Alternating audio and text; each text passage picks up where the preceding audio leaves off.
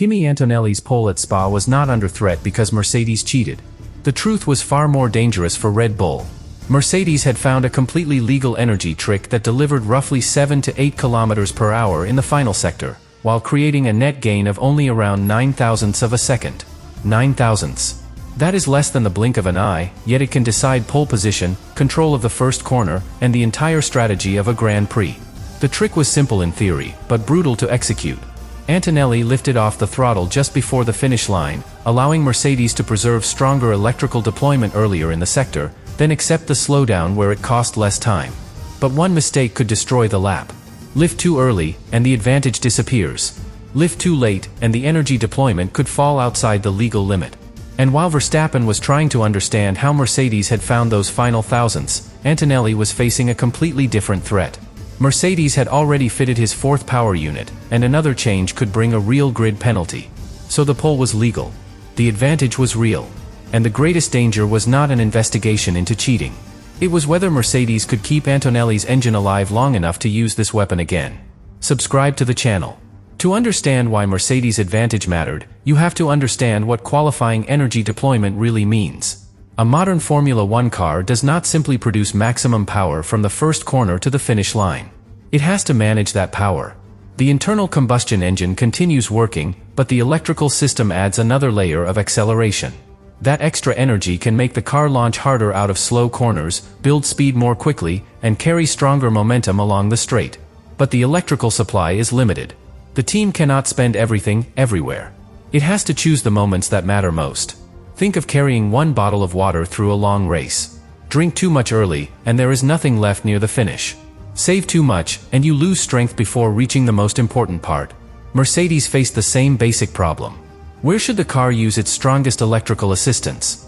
Where should it begin reducing power? And how could the team delay that reduction without breaking the rules? That final question created the opportunity. Under the current regulations, electrical power cannot always disappear instantly. It has to reduce at a controlled rate, 50 kilowatts per second. That is the important number. The power fades gradually. It does not simply switch off the moment the team wants it gone. And during a qualifying lap, that gradual reduction can cost speed before the car reaches the finish line. That sounds insignificant. It is not. If the electrical assistance starts fading while the driver is still accelerating, the car loses some of its strongest momentum in the final meters. A tiny amount of power disappears. A tiny amount of speed disappears. Then a tiny amount of lap time disappears. And in qualifying, tiny amounts decide everything. Mercedes saw that weakness. Then the engineers asked a different question. What if the driver stopped demanding full power before the system began losing it in the most expensive way? That is where the lift came from. Antonelli did not remain completely flat on the accelerator until the exact moment he crossed the line. He lifted just before it. That single action changed where the loss occurred. Mercedes preserved stronger electrical deployment through more of the final sector. The car gained extra speed earlier. Then Antonelli accepted a small slowdown at the line, where the damage was lower. The power still reduced. The car still lost speed. But Mercedes had moved that loss to a better place. That is the key. The team did not create free energy. It moved the cost. Imagine paying for something after you have already used the most valuable part. The price still exists. But the timing makes the deal better. That was Mercedes' advantage. And the telemetry analysis from Silverstone showed why the idea attracted so much attention. The Mercedes cars gained roughly 7 to 8 kilometers per hour through the final sector. That sounds enormous. But the net lap time gain was only around 9 thousandths of a second. At first, that seems almost disappointing. 7 to 8 kilometers per hour, yet only 9 thousandths gained. But that small result reveals how precise the technique really was. The car gained speed before the line. Then it lost part of that advantage when the driver lifted. Mercedes was not trying to create a huge margin. It was trying to finish with anything positive. 1 thousandth, 5 thousandths, 9 thousandths. Anything that moved the car ahead. And when Antonelli was fighting Verstappen, anything could decide the order. That is why the method became so valuable. It did not need to transform Mercedes into a completely different car. It only needed to improve the final piece of an already strong lap. Antonelli still had to prepare the tires correctly. He still had to attack the braking zones. He still had to trust the car through the fast corners. He still had to complete the entire lap without one major mistake. The energy technique did not replace driving skill. It rewarded precision. and that placed enormous pressure on Antonelli. Because lifting before the finish line goes against almost every instinct a racing driver develops. Drivers are taught to push through the line. Stay committed. Use every meter. Never give away speed before the lap is finished. Mercedes asked Antonelli to do the opposite. The finish line was still ahead. The stopwatch was still running. Verstappen was still waiting for the final result. And Antonelli had to reduce the throttle anyway. That required trust. Trust in the engineers. Trust in the data. Trust that the speed gained earlier would outweigh the speed lost in the final instant. And trust that the exact lift point had been calculated correctly. Because the margin for error was almost invisible.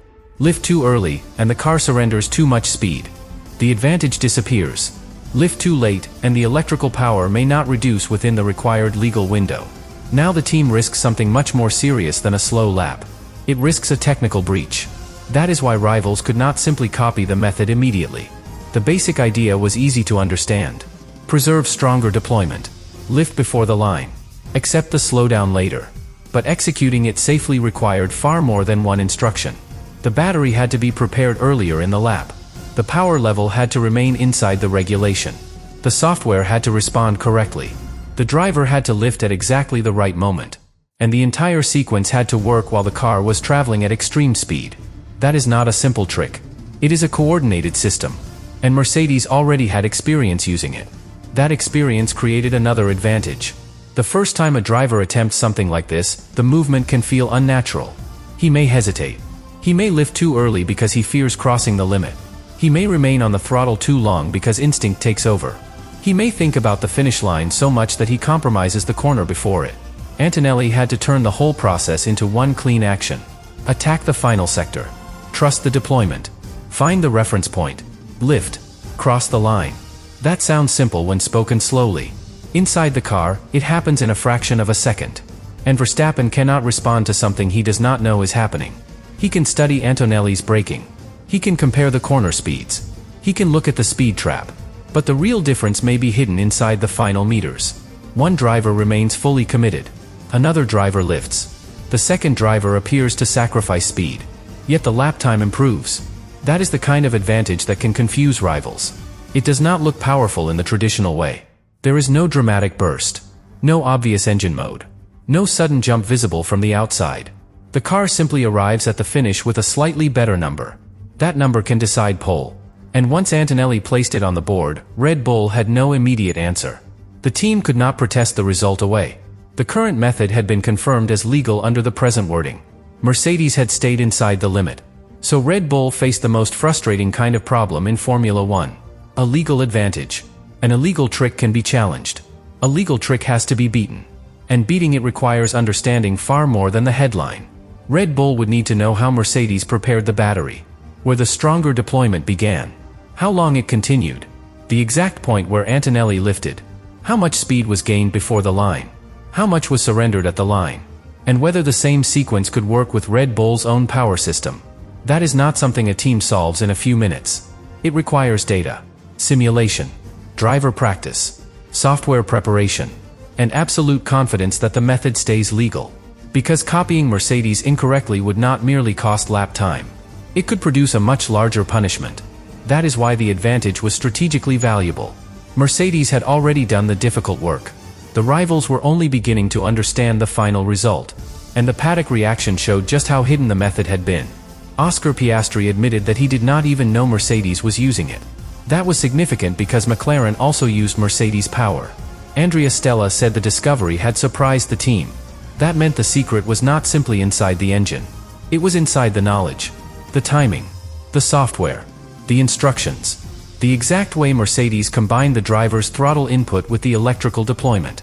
A customer can receive similar hardware without receiving every operational advantage. Two teams can use power units from the same manufacturer. One still knows something the other does not.